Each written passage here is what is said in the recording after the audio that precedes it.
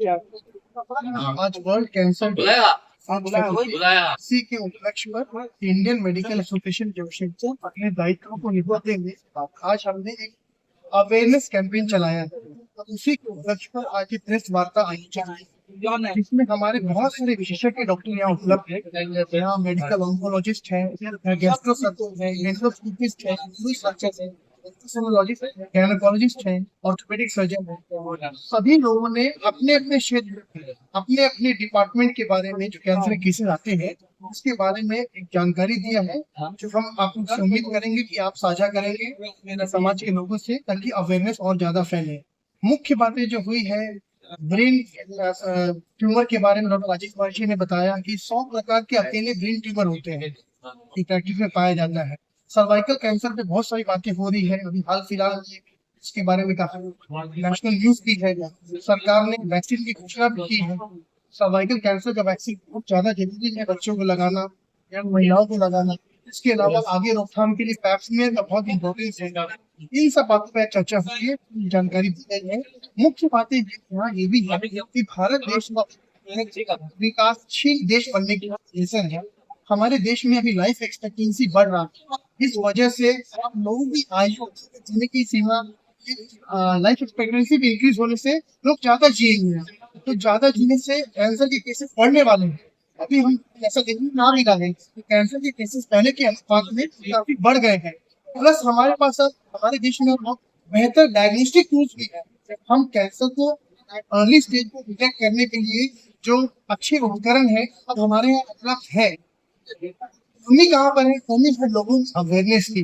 आज भी लोग सिम्टम्स को, अगर किसी को वेट लॉस हो रहा है, वजन में कमी हो रही है, भूख नहीं लग रहा है, पेशाब में खून जा रहा है, लैट्रिन से खून जा रहा है, चीजों को लंबे समय तक घर में बैठ के प्रोलॉन्ग करते रहते हैं, मेडिकल दुकान से दवा ले लेते हैं, किसी से राय नहीं लेते हैं। तो ये अवेयरनेस फैलाना बहुत जरूरी है। ऐसे कोई भी सिम्टम हो, आपको तत्काल संपर्क करना चाहिए, तो उस विभाग की विशेषज्ञ आपको दिखाना चाहिए और बहुत जरूरी जांच करना चाहिए, ताकि कैंसर के ट्रीटमेंट में सबसे महत्वपूर्ण है अर्ली स्टेज में डिटेक्शन होगा। तो अर्ली स्टेज में डिटेक्शन होगा तभी उसकी पूरी ट्रीटमेंट हो पाएगी और हम विजय पा पाएंगे। तो आखिर में ये कहना चाहूंगा, सभी लोगों ने एक स्वर से एक बात बताया कि कैंसर का अगर डिटेक्ट हो गया तो डरने की जरूरत नहीं है। अभी के समय में बेहतर उपकरण, बेहतर मेडिकल ट्रीटमेंट, बेहतर रेडियोथेरेपी के बाद कैंसर के डर की आदि जीत डेफिनेटली है, अगर आप सही समय पे सही स्टेप लेंगे। धन्यवाद। आंसर नहीं है, लेकिन अभी ऐसी बात नहीं है। कैंसर का तो आंसर आ ही गया है। आप उसको होने से रोक सकते हैं। मैडम लोग बताएंगे, सर्वाइकल कैंसर वैक्सीन से बिल्कुल ही रोका जा सकता है। और अभी ये लोग बजट, जिसको हम लोग इतना बुराई कर रहे हैं कि बजट में कुछ नहीं था, उस बजट में ही ये दे दिया कि सर्वाइकल कैंसर का वैक्सीन आ रहा है और वो 200 से 400 रुपए में मिलेगा और गवर्नमेंट उसको दे रही है। तो पहला तो होने से रोक सकते हैं। दूसरा है शुरुआती अवस्था में पकड़ना। उसके लिए सबसे ज्यादा जरूरी है जागरूक होना। If you know the cancer, KNOW, then you can say no to the cancer. जानकारी ही बचाव है। और तीसरा रहता है कि इससे डरे नहीं, इससे लड़ना है। Thank you. तो कैंसर का ट्रीटमेंट बुलेट की तरह चुन चुन के कैंसर सेल को मारते हैं, जिसको हम लोग बोलते हैं रिसेप्टर बेस्ड थेरेपी। कोई भी कैंसर के कोष के ऊपर जो रिसेप्टर रहता है, जैसे EGFR या कुछ भी किस्म का रिसेप्टर, उसको चुन के हम लोग कैंसर सेल को मारते हैं ताकि नॉर्मल सेल का हानि ना हो। बाल नहीं गिरता है, एलोपेशिया नहीं होता है, ऐसे भी बहुत सारा कैंसर का थेरेपी आ गया। सेकेंड है, पहले खाली नस से कैंसर केमोथेरेपी देते थे, अभी नस डैमेज ना हो जाए इसलिए PICC लाइन के दौरान, जो हम लोग बहुत सारा प्राइवेट में भी बहुत रैम्पेंटली कर रहे हैं, पीक लाइन, केमोपोर्ट, ये सब बैठा के आपका नस को बचा सकते हैं। लॉन्ग टर्म बच्चे लोगों में जो बार बार नस में सुई घुसाने से जो दर्द होता है, उससे उनको राहत दे सकते हैं। थर्ड जो सबसे इंपॉर्टेंट चीज आया है आजकल के जमाने में, that is a new therapy called proton therapy, जो रेडिएशन का ही एक पार्ट है, या IMRT या मॉड्यूलेटेड कोई थेरेपी, जिसमें रेडिएशन का मेल ट्यूमर को गला देना और चारों तरफ को जो अच्छा कोश है उसको बचा लेना, ये बहुत बहुत ही अहम रोल निभाते हैं। और थर्ड एंड फोर्थ जो सबसे इंपॉर्टेंट, दोनों ही थर्ड एंड फोर्थ, एक है प्रिवेंशन और सेकेंड है प्रिवेंशन करने के लिए जो टेस्ट है वो भी आजकल के जमाने में आसान हो गया। इस शहर में ही आपको पेट स्कैन मिलेगा, रिसेप्टर जांच मिलेगा और जीन में आपका कौन सा खामियां है जिसके लिए नेक्स्ट जनरेशन सीक्वेंसिंग NGS बोलते हैं, उसको करके आप पता कर लेंगे कि आपका केमो भविष्य में काम करेगा या नहीं करेगा, या केमो देना ही नहीं है। तो आपका ट्रीटमेंट बहुत ज्यादा अभी ओरिएंटेड हो गया, कस्टमाइज्ड हो गया, मतलब जो पेशेंट जैसे चाह रहा है उसके अनुसार उसी को उसका खामियां देखते हुए देना या उसका अच्छाई देखते हुए देना। Thank you. Doctor Vijay Kumar के साथ ही हम लोग काम करते हैं। देखिए, कैंसर का 3 मेन चीज जिन्होंने पहले ही बोला है। एक होता है भय, फियर फैक्टर। मतलब पेशेंट जानता है कि कैंसर हुआ तो मैं कल मर जाऊंगा, ये गलत बात है। अगर आप ठीक टाइम पे उसको डिटेक्ट किए, आपका इलाज होने का संभावना काफी ज्यादा है। That is point number 1। Point number 2 है कि अगर आपका डिटेक्शन जल्दी हुआ, इसका मतलब आप जल्दी डॉक्टर के पास गए, तो भी आपका डिटेक्शन हो सकता है और क्योर हो सकता है। एटलीस्ट पैलिएटिव क्योर, आपका लाइफस्टाइल थोड़ा सा ठीक हो जाए, इतना तो हो ही सकता है। और तीसरा होता है कॉस्ट। आप जानते हैं, मरीज जानता है कि अगर मुझे कैंसर हुआ तो मैं तो इलाज अफोर्ड नहीं कर पाऊँ। और बात काफी हद तक सही है कि अगर ऑपरेशन हो भी गया, उसके बाद जो कीमो लगेगा, जो रेडिएशन लगेगा, उसका कॉस्ट है। इसमें गवर्नमेंट का सहायता बहुत ज्यादा इंपॉर्टेंट है। सिर्फ बीपीएल कार्ड होल्डर्स को देने से नहीं चलेगा, हर एक के लिए होना चाहिए। ये तो अलग एक मुद्दा है। मैं पहला 2 मुद्दा बोलूंगा। ये जो फियर फैक्टर है और ये जो अपने आप से जो इलाज करने, जैसे कि मैं पेट का कैंसर डील करता हूँ, महीनों महीनों तक लोगों के गैस हो रहा, वजन कम हो जा रहा, वो कुछ अपना दवाई लेता है और घर में बैठा रहता है। जब मेरे पास आता है एंडोस्कोपी कराने के लिए, देखा जाता है उसका पेट का कैंसर है। मतलब उसको एक डर था कि शायद मुझे कोई गलत बीमारी हो जाए, बड़ा बीमारी हो जाए, या उसको नॉलेज नहीं था। तो जब वो प्रेजेंट करता है, वो लेट स्टेज में करता है। बवासीर, लैट्रिन से खून आना मतलब पेशेंट समझता है कि मुझे बवासीर है, गलत बात है। अगर लैट्रिन से खून आ रहा, मतलब इसका लैट्रिन के रास्ते में सिग्मोइडोस्कोपी या कोलोनोस्कोपी होना एकदम कंपल्सरी है, एकदम। सालों साल तक उसका बवासीर के लिए ट्रीटमेंट चल रहा। जब मेरे पास आता है, देखा जाता है पेट का कैंसर है, टन का कैंसर है, जो कि कंप्लीटली ट्रीटेबल है, लेकिन आता है लेट, जब तक वो लिवर में पहुंच जाता है। तो ये तो अभी डॉक्टर विजय ने बोला है, डाइट एक बहुत इंपॉर्टेंट रोल प्ले करता है। टबैको के बारे में बात हो गया है, शराब भी एक खराब चीज है, लिवर का कैंसर। और बाकी है हाई सॉल्टेड फूड। ये जो हम लोग फास्ट फूड खाते हैं, चिप्स खा लिए, ये खा लिए, वो खा लिए, कुरकुरे खा लिए, इसमें जो ज्यादा नमक होता है, इससे कैंसर होने का चांस, जो प्रिजर्वेटिव्स होते हैं, इसमें कैंसर होने का चांस बहुत बढ़ जाता है। एक और पॉइंट है जिसको बोलते हैं हम ओबेसिटी या मोटापन। अभी देखा जा रहा है कि ये सारे बीमारी का माँ है obesity. Obesity is the mother of many diseases. Obesity या ज्यादातर मोटापन से बहुत किस्म का कैंसर और बहुत किस्म का अलग बीमारी भी हो सकता है। इसका छत्र छाया में अनेक बीमारी पलते हैं। अभी आप देखेंगे बच्चे, छोटे छोटे बच्चे 12, 13, 14 साल के, उनके वजन है 55 kg, 60 kg, क्योंकि वो फास्ट फूड खाते हैं, हाई कैलोरी फूड खाते हैं, पेप्सी वगैरह लेते हैं, और वजन बढ़ता है। आज उसका वजन बढ़ेगा, कल उसको कैंसर होगा। यही बात है। डाइट अगर आप ठीक करें, फल ज्यादा खाएं, प्रिवेंटेबल करें, तो आपका कैंसर होने का चांस बहुत है। पानी से जाएगा, इसका कोई लोअर लेवल नहीं है, इसलिए एक्सरे जहां तक हो सके अवॉइड करना चाहिए। खासकर जिस एक्सरे में मल्टीपल एक्सपोजर दिया जाता है, उसको जितना कम हो सके जरूरत के हिसाब से उसको एडवाइस करना चाहिए। तो अल्ट्रासाउंड की ये जो हम लोग बात कर रहे हैं बच्चेदानी का, ये बच्चेदानी में 3 पार्ट है। एक ओवरी होता है, ओवरी का जो कैंसर है ये उन महिलाओं को ज्यादा होता है जिनके बच्चे नहीं होते और शादी नहीं होती है। और यही चीज यूट्रस के बच्चेदानी के अंदर का, ये बच्चेदानी के अंदर का पार्ट है, ये बाहर सर्विक्स है, जिसका बार बार बात हो रही है सर्विकल, और ये ओवरी की। तो यूट्रस जो इनसाइड का जो कैंसर है, ये भी उन लोग को होता है जिनके बच्चे कम होते हैं या शादी नहीं है। और जो सर्वाइकल कैंसर की बात हो रही है, बार बार हो रही है, जिसका वैक्सीन भी निकल गया है, ये जो है ये इजीली अगर किसी भी औरत को, जैसा सबने बताया, वाइट डिस्चार्ज है और उसमें अगर बदबू है, उसमें एक्स्ट्रा ब्लीडिंग कभी हो रहा है इंटरनेशनल, तो जाके डॉक्टर को दिखाएंगे। डॉक्टर हम लोग सिर्फ सिंपल एक, जैसे ये बच्चेदानी है, एक सिंपल हम लोग का स्पेकुलम होता है, उसे ऐसे खोल के देखते हैं, चोंच की तरह होता है, पक्षी की चोंच की तरह, और इसमें दिख जाता है कि सर्विस कैसा है, स्मूथ है कि इसमें कोई बीमारी है। अगर हमको जरा भी डाउट होता है तो हम लोग यहाँ से सिंपल सा ऐसे स्क्रैच कर पानी निकालते हैं, उसका जांच निकालता है कि उसको कोई कैंसर के सेल्स है कि नहीं, या उसमें एचपी वायरस दिख रहा है कि नहीं। आजकल एचपी वायरस भी डिटेक्ट करने का टेस्ट आ गया है। तो अगर उस महिला को एचपी वायरस दिख रहा है तब उसको हम लोग वार्न कर सकते हैं और उसको फॉलो पे रखते हैं। और जो पैपलेट टेस्ट जो हमने बताया सिंपल टेस्ट है, ये हर 3 साल में करना चाहिए, और 20 साल के बाद, एक्चुअली में तो फर्स्ट इंटरकोर्स के बाद ही ये टेस्ट शुरू होना चाहिए। हर 3 साल के बाद इसको करते हैं टेस्ट को, और अप टू जब तक उसका मेनोपॉज नहीं आता है।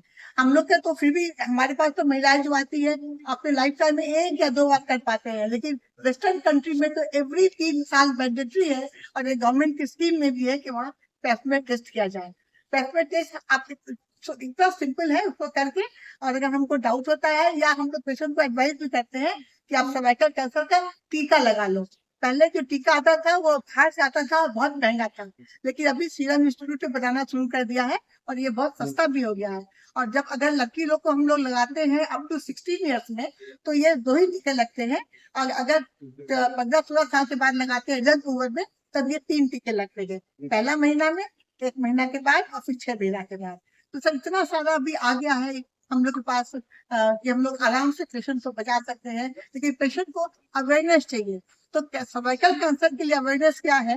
कोई महिला में अगर बहुत अर्ली एज में उसका इंटरकोर्स शुरू हुआ है, या उसके मल्टीपल पार्टनर्स है, या उसका एक ही पार्टनर है लेकिन उसके मल्टीपल पार्टनर्स है, तो ये सब पेशेंट जो है एट रिस्क होती है फॉर सर्वाइकल कैंसर, क्योंकि उन्हीं महिलाओं में एचपीवी वायरस का इन्फेक्शन होता है, जो अल्टीमेटली बहुत करीब 30% में वायरस के इन्फेक्शन होने के बाद भी कैंसर नहीं होता है, लेकिन रिपीटेड इन्फेक्शन अगर होता है या वायरस वहां लिंगर करता है, तो वो 8-10 साल में कैंसर बन जाता है।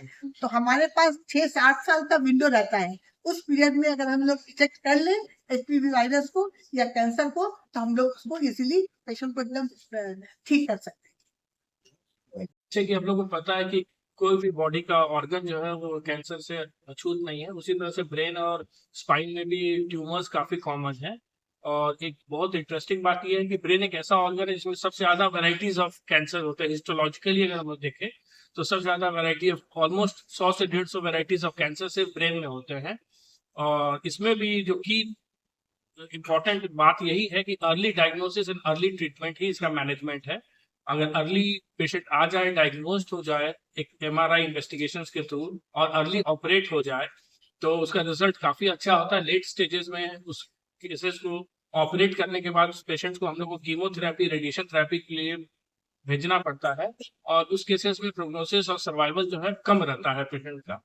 और मल्टीपल वेराइटीज ऑफ कैंसर्स होते हैं both in brain and spine. देखिए, ब्रेन ट्यूमर से रिलेटेड बहुत सारे मिथ है और बहुत सारा फैक्ट्स भी है। मिथ एक हम लोग सुनते हैं, आजकल लोग बोलते हैं कि बहुत ज्यादा मोबाइल यूज करने से ब्रेन ट्यूमर होता है, ये कम्प्लीटली मिथ है। ब्रेन ट्यूमर का बहुत सारा कारण होता है, उसमें एक रेडिएशन थेरेपी है। मान लीजिए किसी मरीज को दूसरे टाइप का कैंसर है और रेडिएशन उसको मिल रहा है, तो उस केसेस में मेनिंजियोमा एक कॉमन ट्यूमर है जो कि होने का चांसेस ज्यादा। बाकी जेनेटिक कॉजेज, फेमिलियल कॉजेज होता है। ऐसा कुछ हमारे लाइफस्टाइल रिलेटेड कुछ कॉज नहीं होता है कि हम उसको प्रिवेंट कर सकते हैं। अपने खान पान तो हेल्दी हम लोग को रखना ही चाहिए, लेकिन ब्रेन ट्यूमर्स को हम लोग प्रिवेंट नहीं कर सकते हैं। बहुत सारे कॉजेज जेनेटिक होते हैं, बहुत सारे फैमिलीज में रन करते हैं, और बहुत सारे रेडिएशन थेरेपी के कारण। तो इन्होंने स्पेसिफिक बताइए। जैसा कि हम लोग सभी जानते हैं कि और सब कैंसर के अलावा अभी पेट का कैंसर भी बहुत ज्यादा बढ़ गया है। इसमें सबसे खराब बात यह है कि आदमी लोग बहुत लेट इसका प्रेजेंटेशन करते हैं, और ये जो पेट का कैंसर होता है जनरली लाइफ स्टाइल के चलते होता है, खान पान के चलते होता है। आजकल का जो फास्ट फूड है,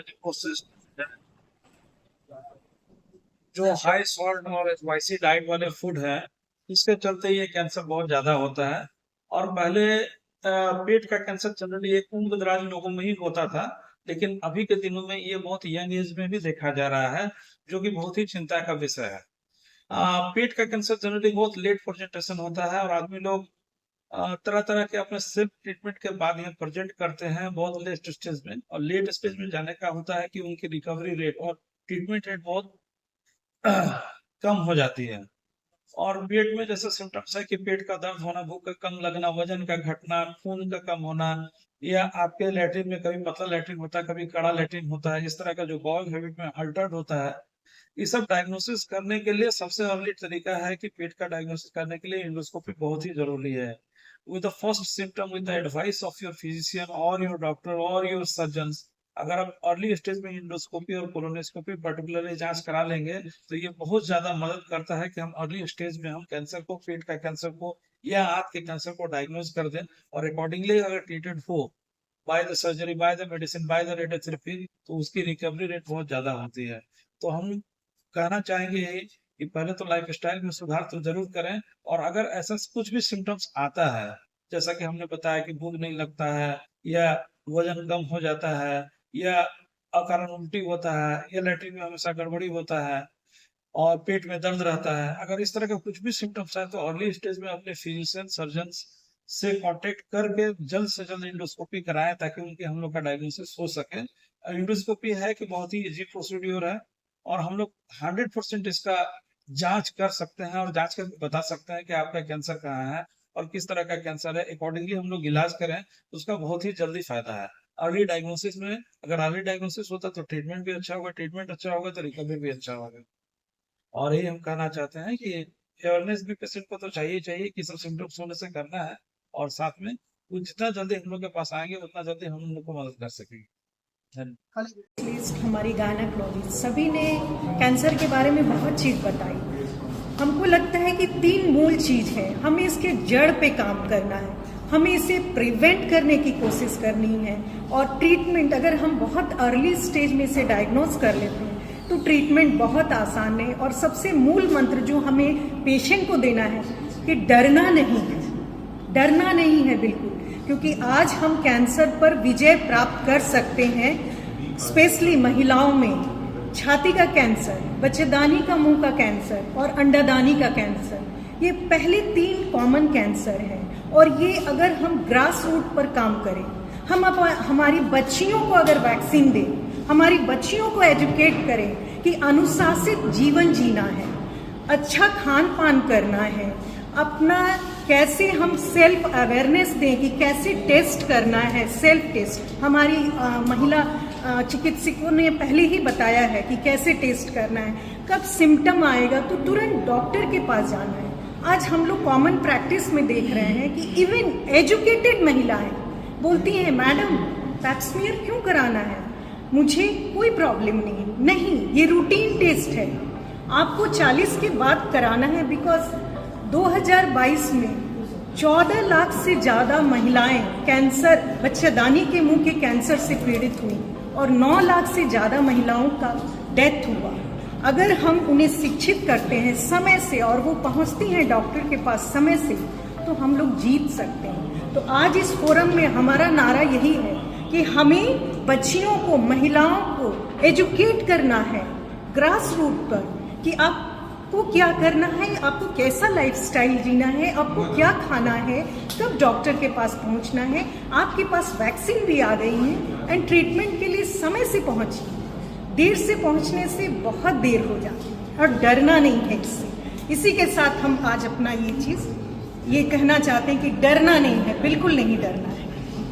कि सर्वाइकल कैंसर से प्रिवेंशन के लिए हम लोगों को जागरूक करना है, उन्हें एजुकेशन देना है, उन्हें पर्सनल हाइजीन के बारे में बताना है, मैरिज बच्चों के बीच में स्पेसिंग रखना है, और कुछ नशा पान ये सब नहीं करना है। और जैसे भी जब आफ्टर 40 इयर्स उन्हें पैप स्मीयर सबका टेस्ट कराते रहना चाहिए। हमारे पास बहुत सारी महिलाएं आती है जो 50-60 एज के में आती है, ब्लीडिंग लेकर के आती हैं, तो उन लोगों को भी अगर पहले से हम लोग एडुकेट करें, उन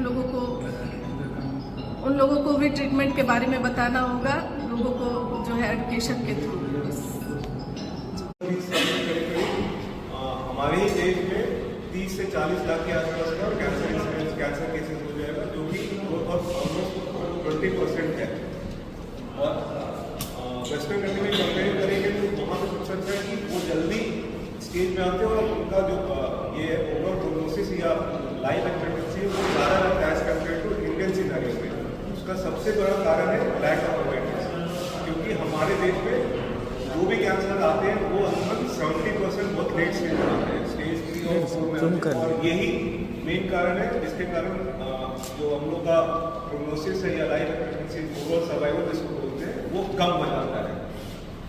और 4 जो मेजर कैंसर है वो मुंह का कैंसर है जो यहाँ इस रीजन में सबसे ज़्यादा मिलता है, फेफड़ा का कैंसर है, ब्रेस्ट कैंसर और सर्वाइकल कैंसर। ये 4 कैंसर है जो कि 50 कैंसर में से बोल सकते हैं, जिसका मेन कारण तंबाकू है और सर्वाइकल कैंसर का मेन कारण एक वायरस है, HPV वायरस, जिसके लिए अभी गवर्नमेंट ऑफ इंडिया ने अभी अनाउंस भी किया है कि सर्वाइकल वैक्सीन को स्टार्ट करेंगे, जो कि 3 डोज चाहिए 9 से 14 साल के लड़कियों के बीच में। लेकिन इंडियन सिनेरियो में बोला जाता है कि कोई भी female till the age of 50 years ले सकते हैं, और ये 70% प्रोटेक्ट करता है आपका सर्वाइकल कैंसर से, जो कि सेकेंड मोस्ट कैंसर है फीमेल में और स्पेशली गाँव में सबसे कॉमन है। बाकी डॉक्टर कैंसर के से जो सी सबसे लोग ही डर जाते हैं, कैंसर हो गया आपको क्या होगा अब आगे। लेकिन ऐसा नहीं है, कैंसर की भी पढ़ाई जो हो रही है इसमें काफी टेक्निक इस्तेमाल होके काफी अच्छा इसमें हम लोग आउटकम दिया जा रहा है। और जैसा कि अभी झारखंड इलाका में डॉक्टर आशीष ने बताया कि माउथ का कैंसर बहुत ज्यादा है, जनरली तंबाकू लेने से सिगरेट पीने से ये ज्यादा बढ़ जाता है। तो हमने तो ये भी दिखाई दिया सर्जन तंबाकू लोग जहाँ रखते हैं वहीं पर अल्सर डेवलप करता है, ये भी हमने देखा है। सर्जन 20 साल का एक्सपीरियंस है, जो कि ये हमने अपने ऑब्जर्वेशन में देखा है कि कैंसर जब वो खैनी जी लैटरल पार्ट में रखता है तो वहाँ लैटरल तरफ अल्सर होता है, सामने की तरफ रखता है तो मिड लाइन माउथ में कैंसर होता है। तो ये साइड मतलब ये पूरा ये है कि खैनी है और खैनी से ये अल्सर डेवलप होता है, ये प्रमाणित है। और फीमेल में सबसे अधिक जो अर्बन एरिया में ब्रेस्ट कैंसर कॉमन है और रूरल एरिया में कैंसर सर्विक्स है। सर्विक्स का कैंसर जो है वो हाइजीन की वजह से, पहले बोला था कि लैक ऑफ हाइजीन अवेयरनेस की वजह से पैड जो मेंस्ट्रुएशन के समय में जो पैड इस्तेमाल ठीक ढंग से नहीं करने से कोई अभी तो काफी पैड पे भी सरकार ध्यान दे रही है हाइजीन पर। हाइजीन जैसे ह्यूमन पैपिलोमा वायरस, इसकी वजह से भी कैंसर सर्विक्स काफी कम होता है। इसके भी सर बताए जैसे कि उसका वैक्सीन अभी काफी प्रमोशन में है, इससे प्रिवेंट किया जा सकता है। और सबसे बड़ा बात है कि जैसे कैंसर ब्रेस्ट और कैंसर सर्विक्स में ऑलमोस्ट क्योर संभव है। ये अभी जितने ऑन्कोलॉजी डेवलप हो गया है, पहले कैंसर केमोथेरेपी की वजह से या रेडिएशन की वजह से, ऑलमोस्ट ये सर्विक्स में रेडिएशन से ऑलमोस्ट अगर ठीक से फॉलोअप हो तो ये 100% प्रमाणित है कि ये क्योर हो सकता है। कैंसर सर्विक्स ये प्रिवेंटेबल डिजीज भी है और ट्रीटेबल डिजीज भी है, लेकिन अवेयरनेस बहुत जरूरी है। अब स्टेज 4 में डायरेक्ट आने से तो किसी भी डॉक्टर को ट्रीटमेंट करने में असुविधा होगी, इसलिए अवेयरनेस मैडम लोग बताएंगी कि अवेयरनेस किस तरह से फैलाना आगे कर सकते हैं। अवेयरनेस हो रहा है, ऐसा नहीं है कि अभी जो स्थिति में पहले था अभी स्थिति में बहुत तब्दीली आ गई है। अवेयरनेस माध्यम से, मीडिया के माध्यम से, टीवी पेपर के माध्यम से अवेयरनेस हो रहा है। और माउथ के कैंसर में प्लास्टिक सर्जरी के सहयोग से काफी हद तक हम लोग रिकंस्ट्रक्शन करके उसको अचीव कर सकते हैं, जो गोल को अचीव कर सकते हैं। ये और आगे पर सबसे पहले मैं कहना चाहूँगी जागरूकता इसमें बहुत इम्पोर्टेंट है और हम डॉक्टरों का नारा होना चाहिए डिटेक्ट, ट्रीट एंड डिफीट। हमें इसे डायग्नोज करना है, इसे ट्रीट करना है और इसे हराना है। यही 3 बातों को लेकर हम अपना मोटो बनाएं। कैंसर से मौत हर 13 मिनट पर, ब्रेस्ट कैंसर में हर 13 मिनट पर एक मौत हो रही है या 1 मिलियन वुमेन का डेथ एवरी ईयर हो रहा है एनुअली बाय ब्रेस्ट कैंसर। और इसको रोकना इतना आसान है, बस थोड़ी सी सावधानी कीजिए। ब्रेस्ट फीडिंग इम्पॉर्टेंट है। सेकेंड इज इम्पॉर्टेंट कि आपका लाइफस्टाइल अच्छा हो। अल्कोहल और ये ओबेसिटी पर लोग बात कर चुके हैं, टोबैको पे, ये सारा कुछ आपको देखना होगा। और third very important thing, hormonal pills का प्रोलॉन्ग हिस्ट्री ना हो। बहुत प्रोलाउंड हार्मोनल जो गर्भ रोकने के लिए हार्मोनल पिल्स लिया जाता है उससे भी कभी कभी इनिशिएट होता है। तो छोटे से लंप को, छोटी सी गांठ को भी बहुत सीरियसली लें, चाहे वो छोटी लड़की में हो या एक यंग वुमेन में हो। रेट तो बहुत ब्रेस्ट कैंसर का टॉप मोस्ट है, अभी सारे कैंसरों को सक्सीड कर रहा है। जहाँ तक सर्वाइकल कैंसर का बात है वो नेक्स्ट कैंसर है, और इस पर मैंने कोल्हान में रिसर्च पेपर भी दिए हैं, और कोल्हान में पाया कि जो औरतें टोबैको च्यूइंग करती हैं उनमें इंसिडेंस बहुत ज़्यादा था सर्वाइकल कैंसर का। तो ये हिस्ट्री मैंने लिया था और पाया था। तो ये दो तरह के कैंसर की बात हो गई। ओवेरियन कैंसर थोड़े कम होते हैं, लेकिन और मैलिग्नेंसी भी उनमें रेट हम इन सबों की अपेक्षा कम होता है। सबों में 4 स्टेजेस होते हैं, first, second, third, fourth stages. First second stage में यदि हम डिटेक्ट कर लेते हैं तो हम बचाने में सक्षम होते हैं। थर्ड, फोर्थ स्टेज पहुंचने पर हमारे बचाने में सक्षम इस तरह से होते हैं कि हमारे उसे 5 साल का लॉन्गेविटी ऑफ लाइफ दे सकते हैं। और थर्ड, फोर्थ स्टेज में केस वर्सन हो जाता है। अगर हम फर्स्ट, सेकंड स्टेज में बचा भी लेते हैं तो उन लेडीज़ में उनको प्रॉपर मेडिटेशन, प्रॉपर सपोर्ट चाहिए, और उनमें ऑस्टियोपोरोसिस यानी बोन टूटने का, फ्रैक्चर होने का बहुत चांसेस होता है। तो बस छोटी सी बात, आप सर्वाइकल कैंसर में ध्यान दें। अगर मासिक, 2 मासिक के बीच में ब्लीडिंग होता हो तो नंबर 1, अगर सेक्सुअल कांटेक्ट होने पर ब्लीडिंग होता हो तो नंबर 3, वाइट डिस्चार्ज बहुत प्रोलॉन्ग हो, श्वेत डिस्चार्ज, और कभी कभी उसमें बदबू आना शुरू हो जाए और ब्लड आने लगे, तब हम उसके बारे में सोचते हैं कि बच्चेदानी का मुंह का कैंसर हो सकता है। और इसका डायग्नोसिस एक साधारण से टेस्ट पैप स्मीयर द्वारा होता है। 40 इयर्स के बाद एवरी वुमेन को, हर औरतों को कम से कम साल में 2 बार पैप स्मीयर करा लेना चाहिए, जो कि बहुत सस्ता टेस्ट है। जहाँ तक ब्रेस्ट कैंसर का है, 40 के बाद हम लोग उनको एडवाइस करते हैं, पहला चीज़ सेल्फ एग्जामिनेशन, अपना ब्रेस्ट को खुद एग्जामिन करें, और हर महीने का मासिक के डेट में आप देख लें कि किसी तरह की गांठ आपके ब्रेस्ट में तो नहीं है, नंबर 1। दूसरा देखेंगे निपल जो एरिया है वो अंदर की ओर घुसा हुआ तो नहीं है, या कोई ऊपर नीचे तो नहीं है, या निपल से कोई डिस्चार्ज तो नहीं है, किसी तरह का ब्लड डिस्चार्ज या ग्रीनिश डिस्चार्ज इत्यादि तो नहीं है, उस चीज़ को हम देखेंगे। दोनों ब्रेस्ट के साइज में कुछ छोटा बड़ा तो नहीं है, ब्रेस्ट के ऊपर जो स्किन है, चमड़ा है, वो कुछ सिकुड़ा हुआ तो नहीं है, उसको हम लोग प्यूडी ऑरेंज बोलते हैं, मतलब नारंगी के छिलके की तरह अगर दिख रहा है तो चिंता करते हैं। तो ये सेल्फ एग्जामिनेशन है। सेकंड आता है क्लिनिकल एग्जामिनेशन। क्लिनिकल एग्जामिनेशन आप डॉक्टर के पास जाकर करवाएं।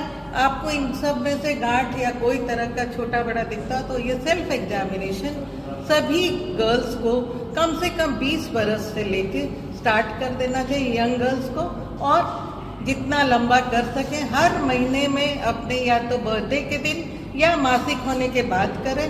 ये एक रूटीन बना लें, हर महीने में आईने की तरह सामने खड़े होकर वो अपने हाथों से, हाथ के क्या इसको बोलते हैं, तलहत्ती से अपना जांच खुद करें। सेल्फ एग्जामिनेशन बहुतों को बचा लेता है। और सेकंड है क्लिनिकल, जब आपको कुछ भी मिलता है आप चले जाइए डॉक्टर के पास, और डॉक्टर क्लिनिकली जांच करके आपको बताएगा। और थर्ड वो जाएगा इन्वेस्टिगेशन में, या तो वो बायोप्सी करे, ट्रू कट बायोप्सी करे या मैमोग्राफी करे, वो डॉक्टर पे डिपेंड करता है, वो प्रोलॉन्ग है। इलाज फर्स्ट सेकंड स्टेज में आसान है, ब्रेस्ट को हटा दिया जाए या उसको प्रॉपर है तो उसको सेव करते हुए, ब्रेस्ट को बचाते हुए लंप हटा दिया जाए, जैसा डॉक्टर पाएंगे। और रेडियोथेरेपी और कीमोथेरेपी होता है। सेकेंड थर्ड स्टेज में वर्सन हो जाता है और औरतों की मौत बहुत ज़्यादा हो रही है। तो बहुत छोटे छोटे चीज़ों से अगर हम बच सकते हैं तो क्यों ना हम बचें, और डॉक्टर क्यों ना इसे डिटेक्ट करें, ट्रीट करें और हरा दे कैंसर को। ठीक है।